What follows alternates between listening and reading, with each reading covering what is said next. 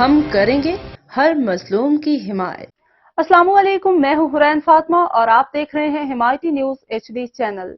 नजर डालते हैं आज की अहम खबरों पर।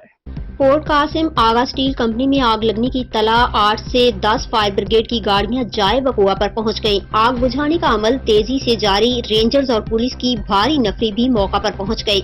ईदी और छीपा के रजाकार भी जाए वकुआ पर पहुंचना शुरू हो गए। ये कहना कबल अज वक्त होगा कि आग शॉर्ट सर्किट की वजह से लगी है या किसी चीज के धमाके की वजह से आग लगी है। आग लगने से झुलसने वाले एक शख्स जो एम्बुलेंस के जरिए करीबी अस्पताल मुंतकिल किया जा रहा है। Fakhruddin, deputy chief fire officer, fire brigade KMC। Sir बताइएगा अब सूरत हाल क्या है और क्या देखा आपने? आग अल्हम्दुलिल्लाह कंप्लीट हो चुके हैं और जो यहाँ के इंतजामिया के मुताबिक जो है 2 बंदे एक्सपायर हुए और 1 जख्मी हुए हैं। तो आग लगने और फायर ब्रिगेड के जो है तकरीबन 5 गाड़ियों ने हिस्सा लिया इसमें। उसमें रेस्क्यू के भी थे, अपना 112 के भी थे, पोर्ट कासिम के और स्टील मिल की गाड़ियों ने भी सपोर्ट किया और नेवी की भी गाड़ियाँ आई हैं। क्या लग रहा है आपको, क्या लग रहा है वजूहत पता चल कि किस नहीं, इसका अभी सही तय्युन नहीं हो सका, अंदाजा नहीं हुआ, फौरी तौर पे नहीं हुआ।